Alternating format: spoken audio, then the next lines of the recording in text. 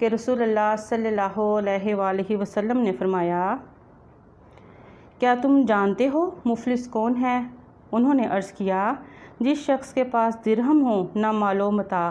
आप सल्लल्लाहु अलैहि वसल्लम ने फरमाया, मेरी उम्मत में से मुफलिस वो शख्स है जो रोज़े क़यामत नमाज, रोज़े और ज़कात लेकर आएगा, और वो भी आ जाएगा जिसे उसने गाली दी होगी, जिस किसी पर बुहतान लगाया होगा, जिस किसी का माल खाया होगा, जिस किसी का खून बहाया होगा और जिस किसी को मारा पीटा होगा।